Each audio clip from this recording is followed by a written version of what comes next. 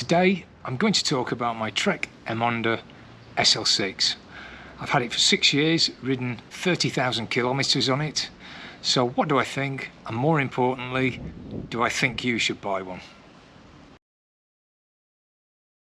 When I bought this bike 6 years ago, it was an absolute bargain. It cost $2,500, which was just exceptional. These days you can't buy a rim brake version. They only make the disc versions of the Emonda SL6, and that will cost you $4,000. So is it worth it? Let's find out. I first weighed this bike and it was 7.5 kilos. So let's check that out, see what it weighs.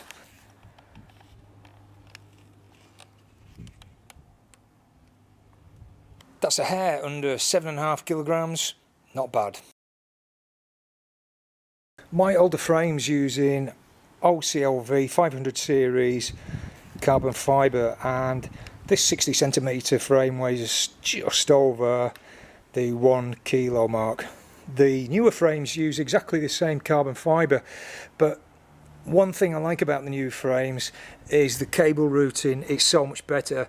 It comes in up through the stem, so you've got a lot less cable showing. Also, because you've got disc brakes as well, cabling's minimal, which improves the aero quality. Another thing I like about the new frame is you get more clearance. With the rim brakes you don't get very much clearance, and you can only put a 25mm tyre on, which I find a little bit limiting. So let's talk about wheels and tyres now. The bike originally came with Bontrager 20mm deep race wheels. They're okay, but they're just not great. I think this is one of the areas you can clearly see that Trek have looked to cut some corners. When I decided to upgrade some of the components, the first things to be swapped out were the wheels. The old wheels went onto my Colnago, and I bought myself a set of 50mm deep carbon rims. Overall, I think they suit the bike better, so I've kept them on. I've paired the wheels with Continental GP 5000s. I had GP 4000s on before. They're 25mm wide. When the bike came, they had 23mm wide tyres. I found it a little bit uncomfortable. I also had the pressures up quite high to around 110 psi, way too much really. Now I run at 85 rear, 80 front, with a 25mm new Continental GP 5000s. It's a much smoother ride. Up front there's a 52-36 chainring, and at the back it's 11-28, 11 speed, all pretty much standard fare. In the future I'm going to change to a compact chainring of 30-34, and at the rear I'm going to put on an 11-30. I'm a heavier rider and it just makes more sense because I'm not exactly the fittest of riders either. Also, you can see there's some damage here, and I did have a slight accident. The chainset's actually stood up the test of time. This has got 30,000 kilometers on it and it's still looking good, but when it does finally go, yeah, I am going to put that compact on. I've already bought the inner ring, so I'm halfway there, and I'm going to stick with Ultegra. I considered going to Dura Race, but I don't think it's really worth it because I ride this bike about once every 2 weeks now. I can't really justify the expense of going all Dura Race. Well, I say that, but yeah, you never know. Originally I did have Ultegra pedals on, which I had to buy as an extra, but I've actually changed them to Dura Race pedals in the last year. Wow, I can feel the difference. They are expensive and people say there's not that much in them, but I think the Dura Race pedals are worth every penny, and I'd recommend these to anyone. Any future bike, when I'm looking for clipless pedals, I'd go Dura Race every time. These, excellent. The bike came with rim brakes. They were Ultegra, which is great. They work really well. I've had no problem for stopping power whatsoever. But these days, the newer bikes, they're all disc brakes, and I think that has the advantage, as I've said before, that you're able to put on 30mm wide tyres. I'd really love to go to 28mm on these, and I can't. I've tried it, but there's just not enough room.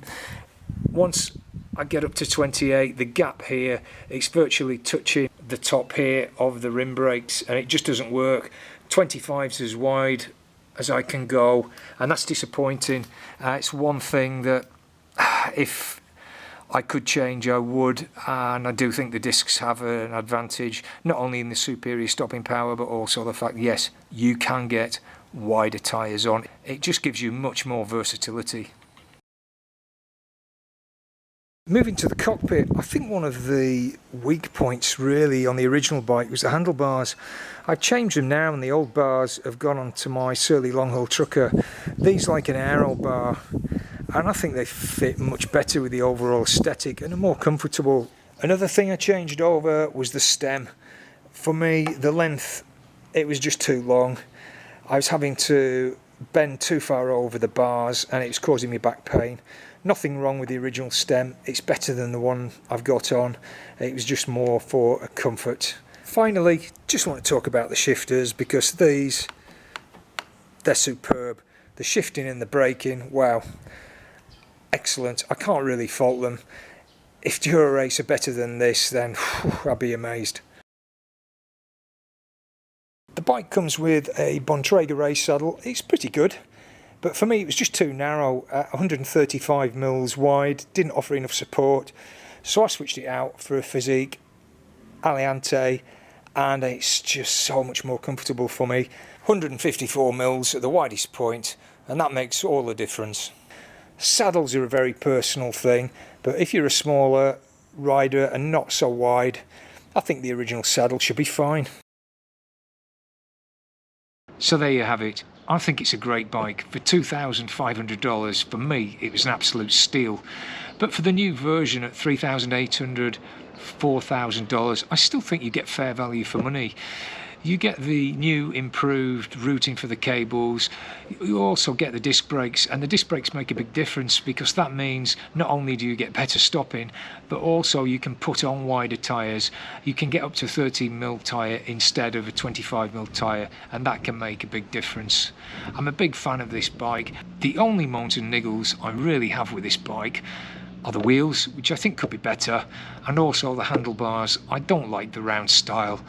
I think now an aero bar is more suited to this kind of bike, but other than that, it's a fantastic bike, and I'd recommend this bike over anything in its class to someone that's looking for a road bike and wants to spend around the $4,000 mark.